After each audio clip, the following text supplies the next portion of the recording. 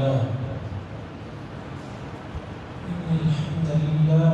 نحمده ونستعينه ونستغفره ونؤمن به ونتوكل عليه ونعوذ بالله من شرور أنفسنا ومن سيئات أعمالنا من يهده الله فلا مضل له ومن يضلله فلا هادي له ونشهد أن لا إله إلا الله وحده لا شريك له ونشهد أن سيدنا ونبينا ومولانا محمدا عبده ورسوله أما بعد فإن أصدق الحديث كتاب الله وخير الهدي هدي محمد صلى الله عليه وسلم وشر الأمور محدثاتها وكل محدثة بدعة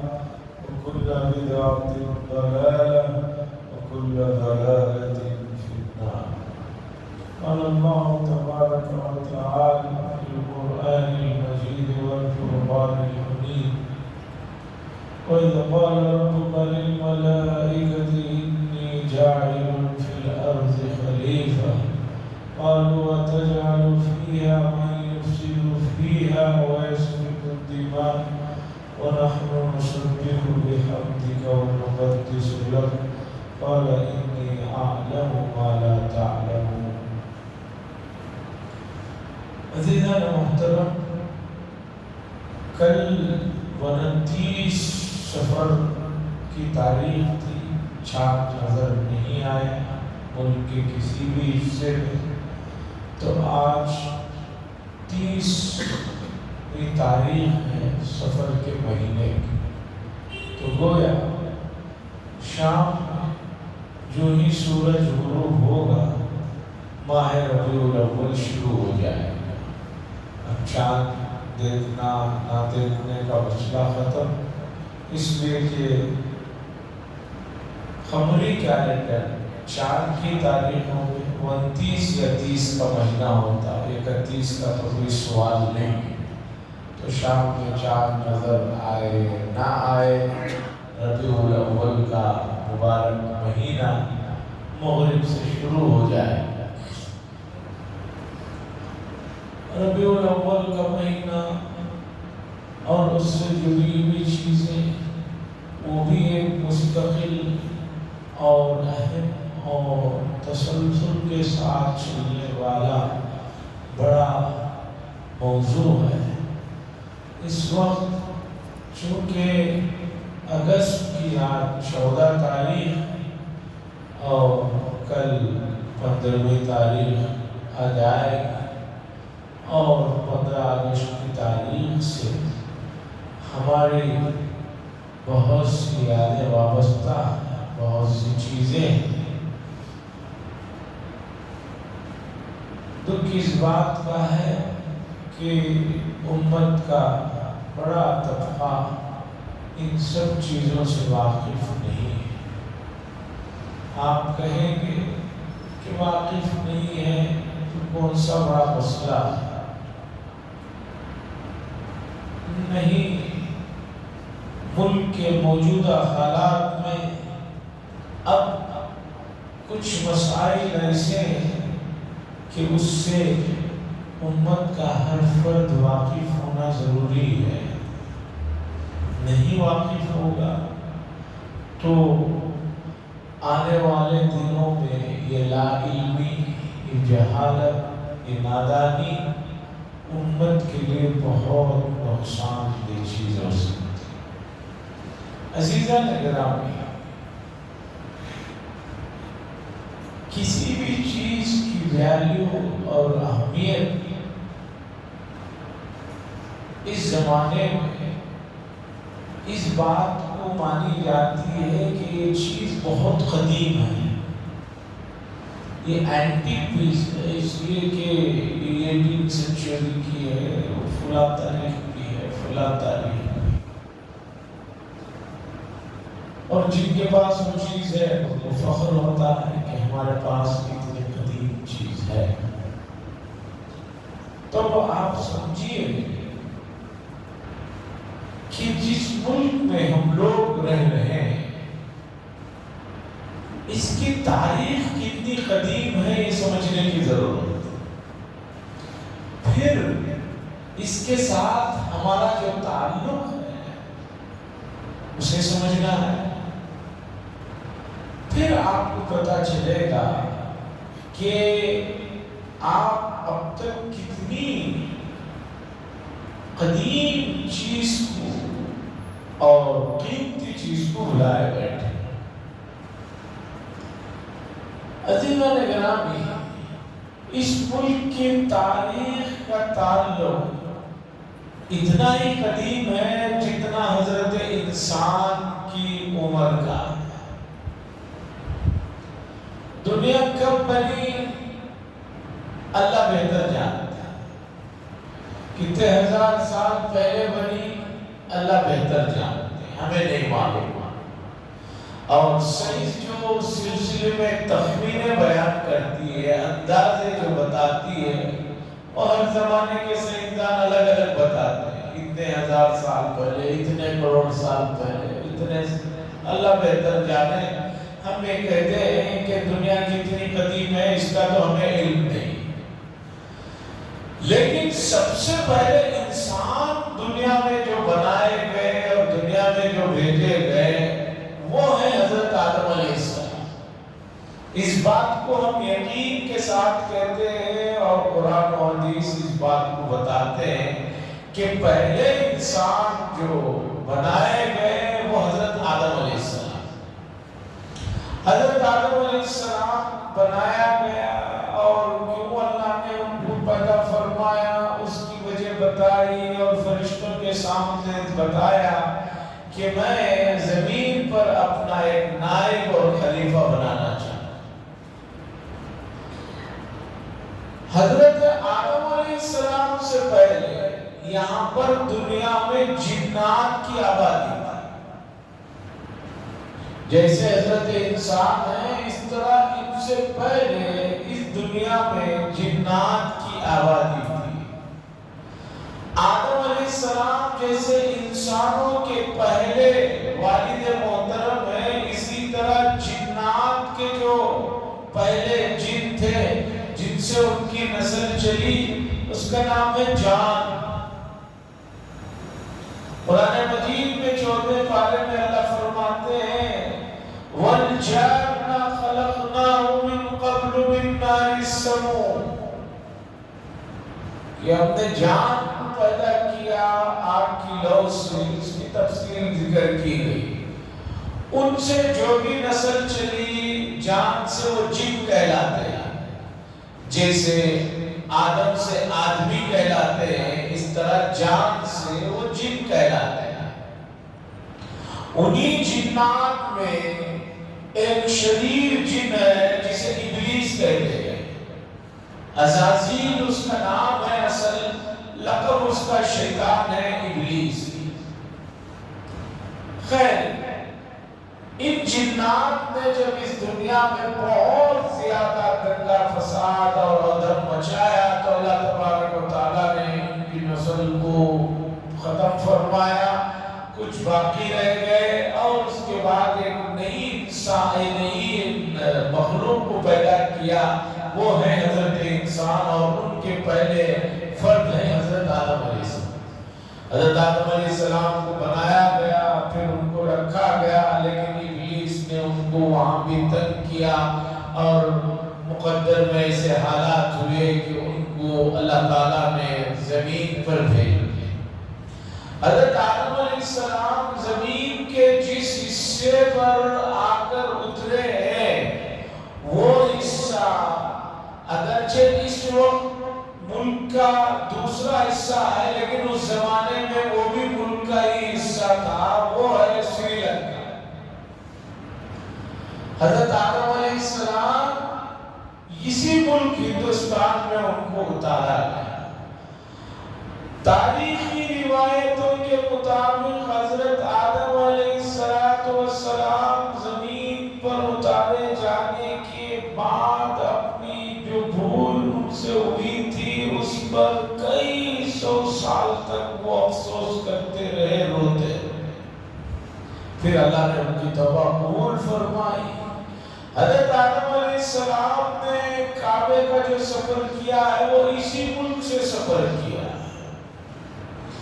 حضرات انبیاء کی ایک تعداد یہاں پر دنیا ہمارے اس ملک میں وجود میں آئی، تو اب اس ملک سے جو ہمارا تعلق ہے وہ بالکل صاف ہے۔ حضرت آدم علیہ السلام سب سے پہلے انسان ہے، ان کی اولاد میں سے ہم ہیں، تو ہم اپنے والد محترم کے ملک میں رہ رہے ہیں۔ اور شریعت میں ایک قانون ہے وراثت کا ایک قانون ہے۔ ایک آدمی انتقال ہو جائے تو اس کے وارثین وہی لوگ کہلاتے ہیں جو اسلام پر ہو۔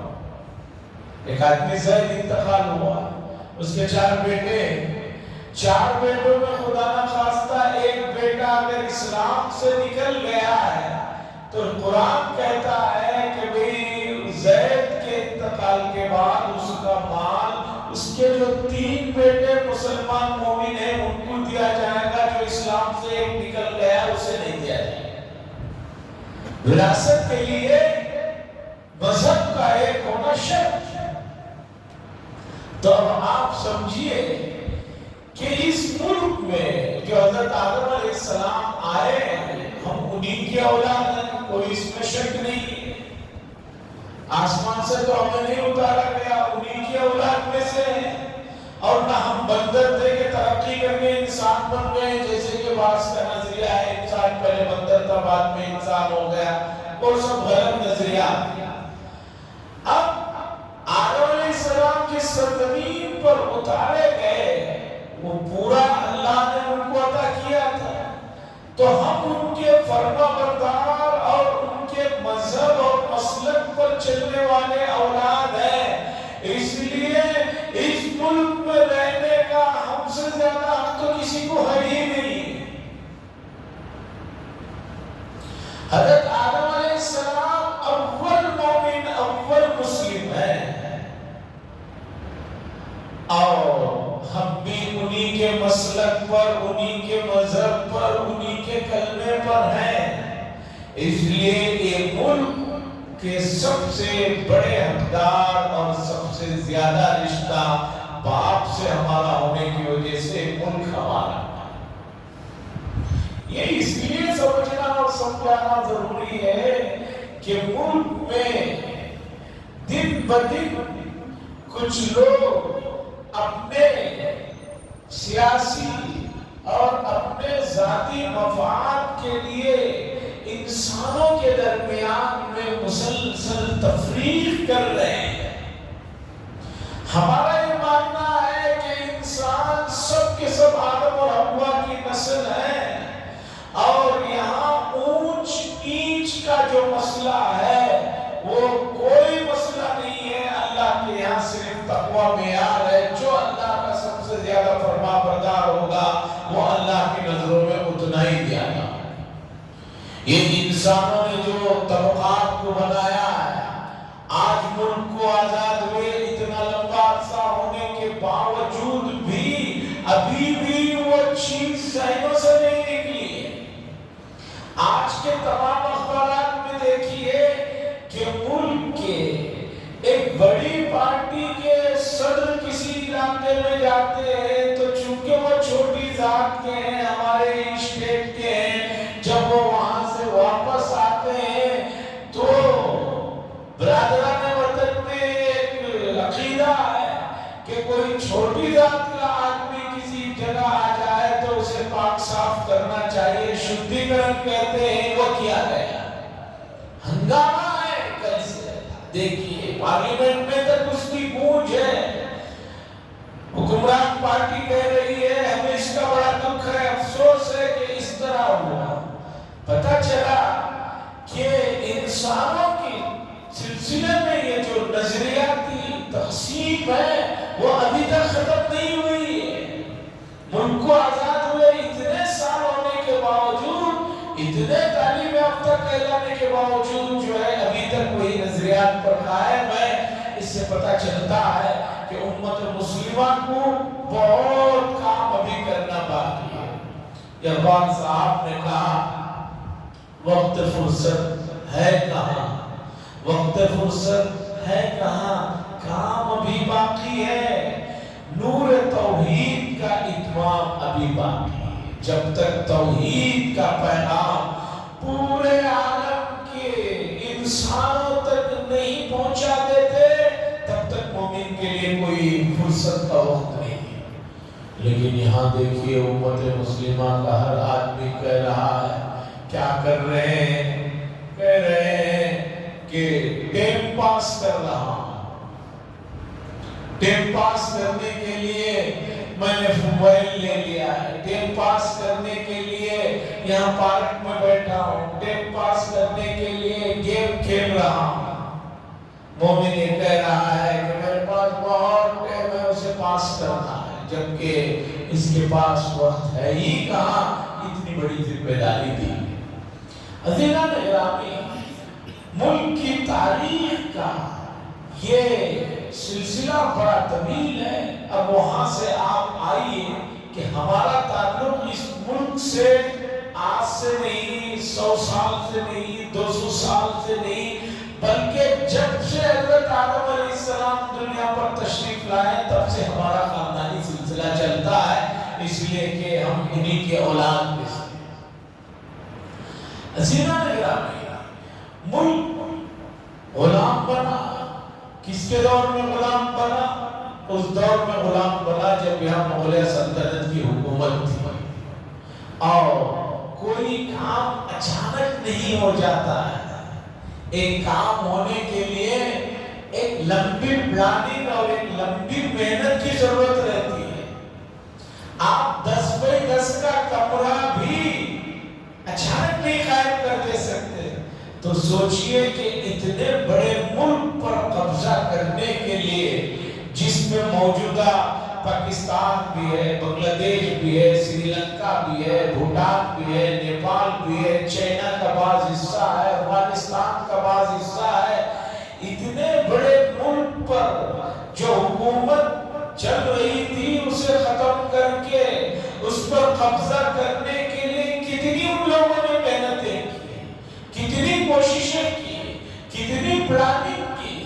1601 میں آئے تھے وہ لوگ ممبئی پر، سب سے پہلے واسکو ڈی گاما کے اترو جو ہے آئے تھے 1601 میں، لیکن ملک پر قبضہ کرنے کے لیے ان کو بہت لمبا ایک محنت کرنے کے بعد جا کر جو ہے ملک ان کے قبضے میں گیا، اور ملک جب قبضے میں گیا ہے اس کے بعد انہوں نے دیکھا کہ ملک کو دوبارہ حاصل کرنے کے سلسلے میں سب سے زیادہ حساس مسلمان،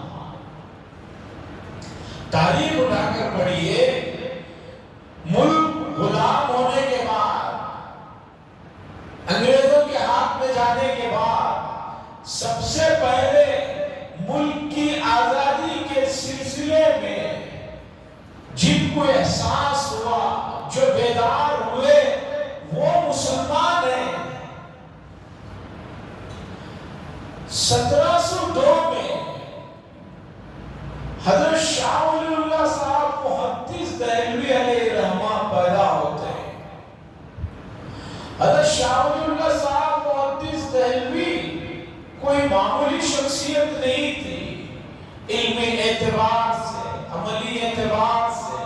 پھر ان کے 4 فرزندان ہیں، حضرت شاہ ولی اللہ صاحب کے، حضرت شاہ عبدالعزیز صاحب، شاہ رفیع الدین صاحب اور شاہ عبدالغنی صاحب۔ یہ 4 فرزندان بھی آفتاب و مہتاب ہیں۔ قرآن مجید کا سب سے پہلے اردو میں ترجمہ کرنے کی سعادت اسی خاندان کو ملی ہے۔ حضرت شاہ ولی اللہ صاحب نے ابتدائی تعلیم دلی میں حاصل کرنے کے بعد باقی تعلیم مدینہ منورہ میں حاصل کی، اور واپس آئے، اور واپس آ کر ملک کے حالات کو دیکھا کہ ملک میں غلامی کے بعد آہستہ آہستہ صرف ملک نہیں گیا ہے، عیسائی عیسائی مشنریز اتنی محنت یہاں پر مسلمانوں کو عیسائیت میں تبدیل کرنے کے لیے کر رہی تھی کہ سمجھیے کہ برطانیہ اور فرانس کے عیسائیوں کے بڑے بڑے پادری اور مبلغ یہاں پر آ کر ڈیرا ڈال دیا. جگہ جگہ محنت ہو رہی تھی پورے لوگوں کو عیسائی بنانے کی، اور امت مسلمہ کے غیور علماء سب کچھ اپنا چھین جانا پسند کر سکتے ہیں، برداشت کر سکتے ہیں، لیکن کسی آدمی کے اسلام اور ایمان پر ڈاکہ پڑے یہ برداشت نہیں. باقی سب برداشت ہو سکتا ہے، لیکن ایک مومن کے ایمان سے بڑھ کر دنیا کی کوئی چیز نہیں ہے. جب ایمان پر بھی ڈاکے شروع ہوئے تو حضرت شاہ ولی اللہ صاحب محدث دہلوی علیہ الرحمہ نے کام شروع کیا، اور 1962 میں ان کا تو انتقال ہو گیا. اس کے بعد ان کے بڑے فرزند شاہ عبدالعزیز صاحب نے کھلے عام فتویٰ دیا کہ موجودہ زمانے میں ملک کے ان حالات میں ان انگریزوں سے، ان گوروں سے جنگ کرنا فرض ہے، فرض عین ہے. کوئی بھی آدمی اس سے اگر پیچھے ہٹے گا تو وہ گناہ کبیرہ کا مرتکب ہو رہا ہے. اس کے بعد جو حالات نے رخ لیا ہے، بنگال میں سب سے پہلے نواب سراج الدولہ صاحب انہوں نے وہاں پر جو ہے کام شروع کیا. شاہ عبدالعزیز علیہ الرحمہ کے فتوے کے بعد پورے ملک میں قوم جو سو رہی تھی بیدار ہو گئی. دکھ اس بات کا ہے کہ ان حضرات نے سوتی ہوئی قوم کو بیدار کیا. موجودہ زمانے میں امت پھر سو گئی ہے. سو جاتی تو شاید جگہ بھی دیا جاتا. یہ سونے کی ایکٹنگ میں پڑی ہوئی ہے. سوئے ہوئے کو تو اٹھا سکتے ہیں، جو سونے کی ایکٹنگ کر رہا ہے اسے کون اٹھا سکتا ہے. آج پھر قوم سو گئی ہے، بلکہ سونے سے زیادہ سمجھیے کہ جو ہے بے ہوشی اور کوما میں چلے گئی ہے.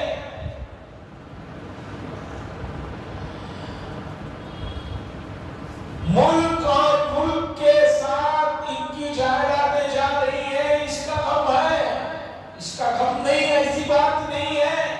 لیکن آپ کو نہیں معلوم ہے کتنی تیزی کے ساتھ مسلمان بچیاں اسلام سے نکل کر کفر و شرک کے جو ہے دلدل میں چلے جا رہی ہیں.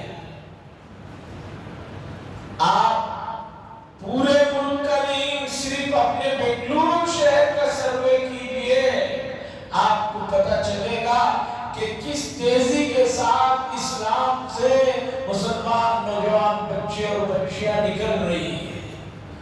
کوئی نشے کی لالچ میں، کوئی عہدے کی لالچ میں، کوئی جاب کی لالچ میں، کوئی لڑکا لڑکی کی لالچ میں، کوئی لڑکی لڑکے کے لالچ میں، کوئی گھر کے لالچ میں دن بدن جو ہے ارتداد کی لہریں بہت تیزی کے ساتھ شہر کے اوپر جو ہے شکنجا لگائی بیٹھی ہیں اور نکلتا جا رہا ہے. عزیزان گرامی، ایسی صورتحال میں اگر قوم بیدار نہیں ہوتی ہے، قوم اسی طرح سوتی رہی یا سونے کی جو ہے ایکٹنگ کرتی رہی، تو سمجھیے کہ یہ بہت بڑے خسارہ ہے آنے والے دنوں.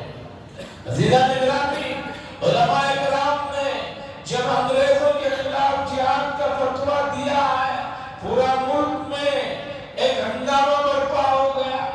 برطانیہ نے اس وقت جو ہے بھیجا کہ جا کر دیکھو کہ اس ملک میں بار بار حالات کیوں خاموشی کے ساتھ رک نہیں رہے ہیں. تو وہاں کے لوگ آئے اور دیکھ کر تجزیہ کر کے کہا کہ بھئی یہاں کے حالات کو اگر قابو میں رکھنا ہے، پوری زندگی ہمیں سکون سے اس ملک پر حکومت کرنا ہے، تو 3 کام بہت ضروری ہے.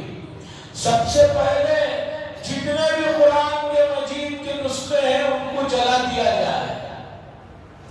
نمبر 2، مسلمانوں کے علماء کو پھانسی سیاہ یا ان کو قتل کر دیا جائے۔ نمبر 3، مسلمانوں میں اور برادران وطن میں اتنی دشمنیاں، اتنے اختلافات اور اتنی غلط فہمیاں پیدا کی جائے کہ یہ دونوں آپس ہی میں لڑتے رہیں، ان کو کبھی ہمارا خیال نہ ہے۔ یہ انہوں نے رپورٹ لکھی۔ اس کے بعد کے حالات آتے ہیں، اس زمانے میں آپ کی طرح پرنٹنگ پریسیں نہیں تھی کہ ہزاروں کے نسخے آرام سے قرآن مجید کے بن جائے۔ 14 لاکھ سے زیادہ قرآن مجید کے نسخوں کو جلایا گیا۔ اور یقین مانیے ادھر یہ قرآن مجید کے نسخے جلاتے رہے، ادھر علماء نے عوام میں اور ان کے بچوں میں ایسے جوش کو بھرا کہ قرآن کے نسخے تو جلاؤ لیکن ہم قرآن کے حافظوں کو بنا کر کھڑا۔ قرآن مجید کو حفظ کرنے والوں کی تعداد بڑھتی چلے گئی۔ آج بھی اس پوری دنیا میں سب سے زیادہ حفاظ کرام کی تعداد ہمارے اپنے ملک میں۔ رابطہ عالم اسلامیہ مکہ المکرمہ میں سالانہ قرآن مجید سننے سنانے کے لیے حفاظ کو بھیجا جاتا ہے۔ 2000 کی بات ہے، 2000 میں جب القرآن میں تھا تو میں نے بھی جا کر درخواست دی اور کہا کہ میں قرآن سنانا چاہتا ہوں اور اپنے ملک میں جانا چاہتا ہوں۔ تو رابطے والوں نے بتایا کہ 3 ملکوں میں ہم حافظوں کو بھیجتے نہیں ہیں، ایک انڈیا میں، ایک پڑوسی پاکستان میں اور تیسرے بنگلہ دیش میں، اس لیے کہ الحمدللہ یہاں اتنی حفاظ کی تعداد ہے کہ بھئی یہاں کو ضرورت نہیں ہے۔ ان کے علاوہ افریقہ کے کسی ملک میں جانا چاہتے ہیں تو آپ بتائیے۔ میں نے کہا اس سے زیادہ، یہاں سے زیادہ تو گرمی وہاں ہے، میں یہی رہ جاؤں۔ تو بتانا یہ ہے حفاظ کی تعداد بڑھتی گئی۔ اس کے بعد علماء کے خلاف انگریزوں نے وہ ایکشن لیا ہے، تھامسن نام کے بڑے رائٹر نے لکھا ہے، دلی سے لے کر پشاور تک جو مشہور سڑک تھی اس زمانے کی، جو ہائی وے سڑک تھی جس کے چاروں طرف ادھر اور ادھر بڑے بڑے درخت لگے ہوئے تھے، ہر بڑے درخت پر دلی سے لے کر پشاور تک کے درختوں پر علماء کرام کو سولیوں پر لٹکایا گیا تھا اور ان کو نیچے اتارنے کی بھی اجازت نہیں تھی۔ ایک ہی رات میں 14,000 علماء کرام کو یہاں سے لے کر وہاں تک جو ہے لٹکایا گیا تھا۔ اسی تھامسن نے اپنی تاریخ میں لکھا ہے کہ میں دلی کے ایک علاقے میں تھا تو مجھے رات کو میری آنکھ کھل گئی، مجھے ایسے لگا کہ کوئی چیز جل رہی ہے، کوئی چیز جلنے کی بو آ رہی ہے۔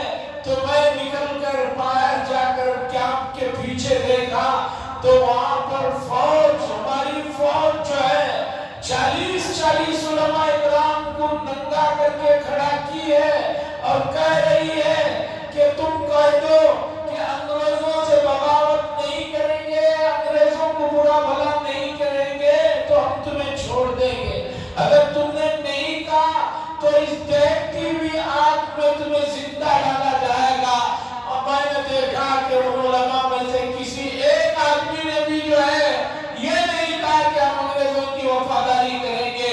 40 علماء کو ایک ساتھ زندہ جو ہے انگار کے حوالے کیا گیا، اس کی وہ جلنے کی بو تھی جو میں نے دیکھی۔ یہ ان کے اپنے مورخ اور رائٹر نے لکھا ہے۔ عزیزان گرامی، ملک ہاتھوں سے گیا ہے تو اسے لانے کے لیے مسلمانوں نے، لوگوں نے اگر کہیں پسینہ بہایا ہے تو اس سے زیادہ تو خون کا نذرانہ امت مسلمہ نے پیش کیا ہے۔ لیکن بڑے دکھ کی بات ہے کہ امت مسلمہ کو اپنی تاریخ سے، اپنے گزرے ہوئے اسلاف کے مجاہدوں سے، اپنے گزرے ہوئے بڑے لوگوں کی جو محنتیں اور کوششیں اور اپنی اولاد کو کی بھی کوئی پرواہ جو نہیں کی، اس کا کوئی علم نہیں۔ عزیزان گرامی، ملک آزاد ہوا ہے تو اس ملک کی آزادی کے لیے امت مسلمہ نے بہت بڑی جانوں کا نذرانہ دیا ہے۔ آج بھی ملک کی آزادی اور اس سے پہلے جنگ عظیم کی آزادی کے مجاہدین کے نام دیکھنا ہو، دلی میں انڈیا گیٹ پر کھدے ہوئے نام ہے، سب سے زیادہ نام جو وہاں پر ہے امت مسلمہ کے افراد کے نام ہے۔ دیکھ لیجیے آپ، آج نفرتوں نے بہت زیادہ سر ابھارا ہے۔ ضرورت اس بات کی ہے کہ باطل، ابلیس، شیاطین جب وہ محنت کر رہے ہیں تو امت مسلمہ کو بھی محنت کرنے کی ضرورت ہے۔ ان کے پاس قرآن و حدیث کے وہ عظیم رہنما اصول ہیں کہ ان اصولوں کو اپنائیں گے تو یہ نفرتیں ختم ہوگی۔ رسول اللہ صلی اللہ علیہ وسلم مکہ المکرمہ میں جب مبعوث ہوئے ہیں تو کوئی بنا بنایا ہوا ماحول نہیں تھا کہ آپ نے کہا لا الہ الا اللہ، لوگوں نے خوشی سے قبول کر لیا اور آپ کو سر آنکھوں پہ بٹھا لیا۔ نہیں، رسول اللہ صلی اللہ علیہ وسلم کو اپنوں نے، غیروں نے، سب نے جو ہے وہ تکالیف دیے ہیں، لیکن رسول اللہ صلی اللہ علیہ وسلم نے ان سب لوگوں پر اتنی محنت کی، قرآن و حدیث کے اصول سے وہ روشنیاں جلائی کہ جو ہے وہ لوگ کفر و شرک کی غلامی سے نکل کر اسلام میں آ گئے۔ ہمیں بھی ملک کی آزادی میں ہمارے بڑوں نے قربانیاں دی ہیں، ان قربانیوں کو پڑھنا، جاننا، اور اب پہلے کے مقابلے میں سہولتیں زیادہ ہیں تو ان سہولتوں کو اپنا کر ملک میں بڑھتی ہوئی نفرتوں کو اور دوریوں کو ختم کرنا، نہیں ختم کریں گے تو آنے والے دنوں میں انسان کو کھا جائے گا۔ لوگ کہتے ہیں یہ بڑی مہذب، یہ 21ویں صدی بڑی مہذب جو ہے صدی ہے۔ ارے یہ مہذب کہاں ہے؟ دنیا کے نقشے پر دیکھیے اس وقت کتنی جنگیں چل رہی ہیں، کتنے روزانہ انسان مارے جا رہے ہیں۔ کہاں سے مہذب صدی ہے؟ کہاں سے مہذب لوگ ہیں جو ایک دوسرے کے خون کو چوس رہے ہیں؟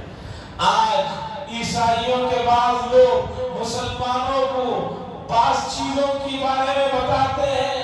ان کو معلوم ہونا چاہیے ملک کی آزادی کے علاوہ دور میں بھی افریقہ میں بھی انگریزوں کی جو حکومتیں تھی، انہوں نے انسانیت پر جو ظلم و ستم کیے ہیں، چار لوگوں کو، چار بچوں کو کھڑا کر کے ایک گولی سے فائر کر کے پریکٹس کرتے تھے کہ چاروں کو میں ایک ہی گولی میں ماروں گا، یہاں سے لے کر وہاں۔ زنجیروں میں، پتھروں کے دور میں لے کر گئے تھے۔ امت مسلمہ میں تو اس طرح کا کوئی تصور نہیں۔ آپ کو معلوم ہونا چاہیے بدر میں 70 مشرکین گرفتار ہوئے، بدر کی لڑائی میں 70 مشرکین گرفتار ہوئے، اور وہ لوگ تھے جنہوں نے مسلمانوں کو، رسول اللہ صلی اللہ علیہ وسلم اور اسلام کو اس درجے تکلیفیں پہنچائی تھی کہ جس کی مثال ہے۔ ان کو لا کر مدینہ منورہ میں جب رکھا گیا، صحابہ کا بیان ہے کہ رسول اللہ صلی اللہ علیہ وسلم رات میں بے چین اٹھ کر ٹہل رہے ہیں اور دیکھ رہے ہیں کہ کسی کو بہت ٹائٹ اور سخت نہیں باندھ دیا گیا ہے کہ جس کی وجہ سے اسے تکلیف ہو رہی ہے۔ بعض لوگوں کو آپ نے کہا کہ بھائی ذرا اور آرام دو، یہ تو اسلامی تعلیمات ہیں، اور آج لوگ اسلام ہی کے بارے میں اس طرح کی باتیں کرتے ہیں۔ اس کا قصور جو ہے امت مسلمہ کے افراد پر ہے۔ تو عزیزان گرامی، ملک کی آزادی میں رسول اللہ صلی اللہ علیہ وسلم کے امتیوں نے بڑا حصہ لیا ہے، اپنی جانوں کی قربانیاں دی ہیں۔ ہمیں اپنی نسلوں کو، اپنے نوجوانوں کو یہ سب چیزیں بتانا ہے، سکھانا ہے۔